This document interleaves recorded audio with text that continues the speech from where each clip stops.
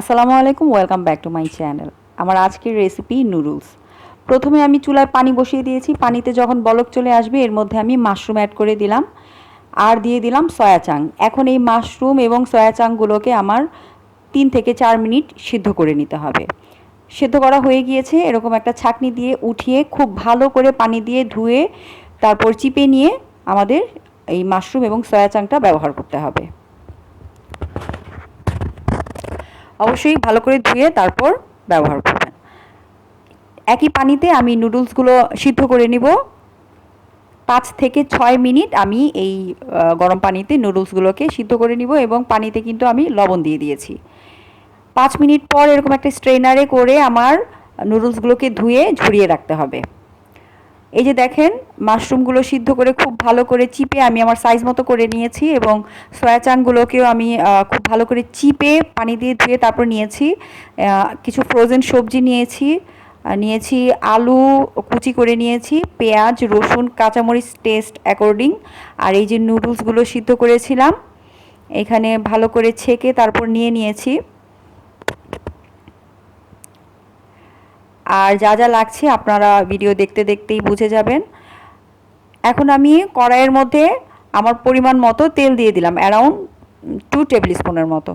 এখন আলুগুলো আমি খুব ভালো করে ভেজে নিব। এইভাবে আলুগুলো যদি আমি ভেজে ব্যবহার করি তাহলে নুডলসটা খেতে বেশি ভালো লাগবে। এছাড়া আপনারা যদি চান তাহলে সিদ্ধ করে নিতে পারেন।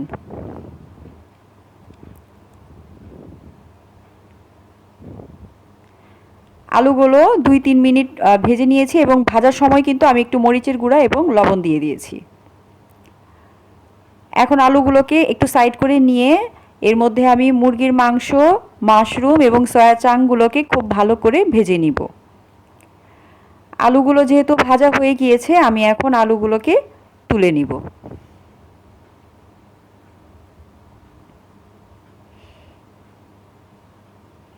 এখন মাশরুম, সয়া চাং এই সব কিছুর মধ্যে আমি অ্যাড করে দেব রসুন কুচি, পেঁয়াজ কুচি এবং কাঁচামরিচ কুচি। কাঁচামরিচটা আপনাদের ঝাল অনুযায়ী আপনারা দিবেন।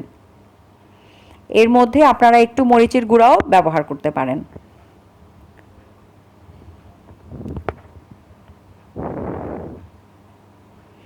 খুব ভালো করে রান্না করে নিব।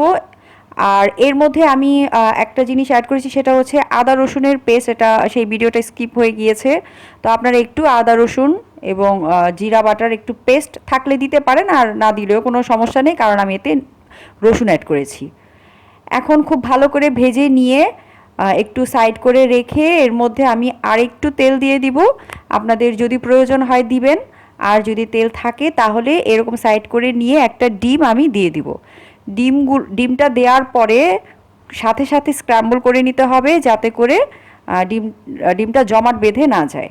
এখন দেখেন যে সব কিছুর সাথে আমি ডিমটা ইমিডিয়েটলি কিন্তু মিশিয়ে নিয়েছি, কারণ ডিমটা যদি আমি বেশি রান্না করি তাহলে শক্ত হয়ে যাবে, সেটা খেতে তেমন একটা বেশি ভালো লাগবে না।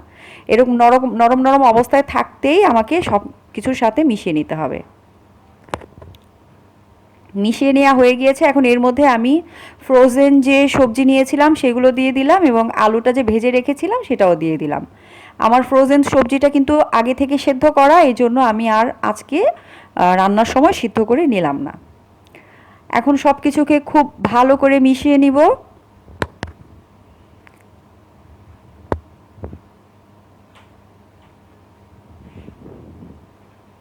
মিশানো হয়ে গেলে এর মধ্যে আমি টমেটো ক্যাচাপ দিয়ে দিচ্ছি। আমি এখানে 2টা মিনি প্যাক টমেটো ক্যাচাপ দিচ্ছি।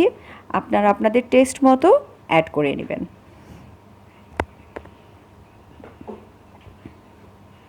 আবারও খুব ভালো করে মিশিয়ে নিচ্ছি। এই পর্যায়ে টমেটো ক্যাচাপটা দিলে সব কিছুর সাথে খুব ভালোভাবে মিশে যায় এবং অল্প দিলেই কিন্তু নুডলসের সাথে একদম পারফেক্টলি হয়ে যায়।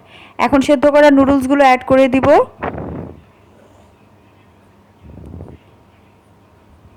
অ্যাড করে দিয়ে সবজির সাথে খুব ভালো করে মিশিয়ে নিয়েছি। এর মধ্যে যে নুডলসের মশলা থাকে সেটা দিয়ে দিলাম। লবণটা আপনারা টেস্ট করে তারপর ব্যবহার করবেন, কারণ নুডলসের মশলার মধ্যেও কিন্তু অনেকখানি লবণ থাকে। তো যদি প্রয়োজন হয় আপনারা একটু একটু করে লবণ ব্যবহার করবেন। একবারে কোনো কিছুর মধ্যেই একবারে লবণ দিতে যাবেন না, এতে করে কিন্তু লবণের পরিমাণ বেশি হয়ে যাবে। এবং ফাইনালি আমি এর মধ্যে অ্যাড করে দিব হচ্ছে লেটুস। লেটুসটা অপশনাল, আপনাদের কাছে থাকলে দিবেন আর না থাকলে না দিলেও হবে। লেটুসের বদলে আপনারা যদি পেঁয়াজ পাতা থাকে সেটাও দিতে পারেন। একদম লেটুসটা দিয়ে আর বেশিক্ষণ চুলায় রাখবো না, আমি সাথে সাথে নামিয়ে পরিবেশন করে নিব। এতে করে লেটুসের যে ফ্লেভার এবং যে একটা কচকচা ভাব, সেটা নুডলসের সাথে খেতে বেশ ভালো লাগে। এই যে দেখেন আমার নুডলস কিন্তু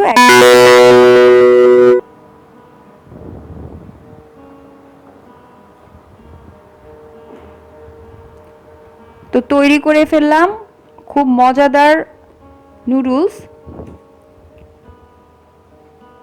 আপনারা রোজার মধ্যে এটা ট্রাই করতে পারেন। আমাদের রোজা যেহেতু শুরু হয়ে গিয়েছে, আমরা একঘেয়েমি ইফতার করতে করতে অনেক বোরিং হয়ে যাই। তো যদি ইফতারের মধ্যে এরকম ভ্যারিয়েশন থাকে তাহলে বাচ্চা থেকে বড় সবাই অনেক বেশি পছন্দ করবে।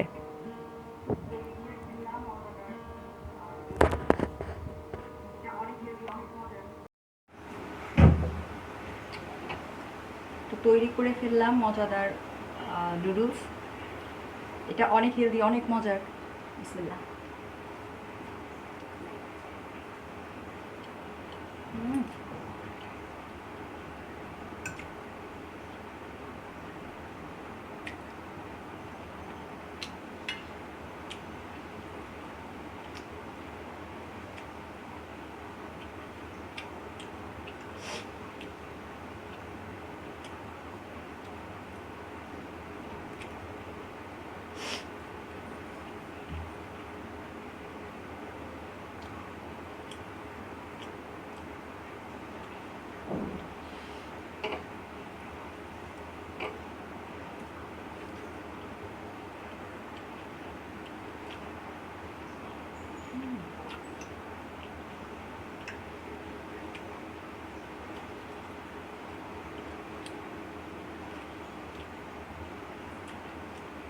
নুডলসটা এভাবে রান্না করলে ফুল ভিটামিন আপনারা পাবেন।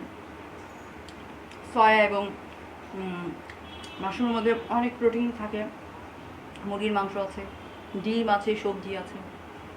আপনারা তো দেখলেনই ভিডিওটা। এবং আমার এই নুডলসটা কিন্তু বড় বড় চাইনিজ যে রেস্টুরেন্টগুলো আছে ওই ওই রেস্টুরেন্টগুলো থেকেও অনেক বেশি মজা হয়। আপনারা অবশ্যই আমারটা ফলো করে একবার ট্রাই করবেন, ফেল হবেন না।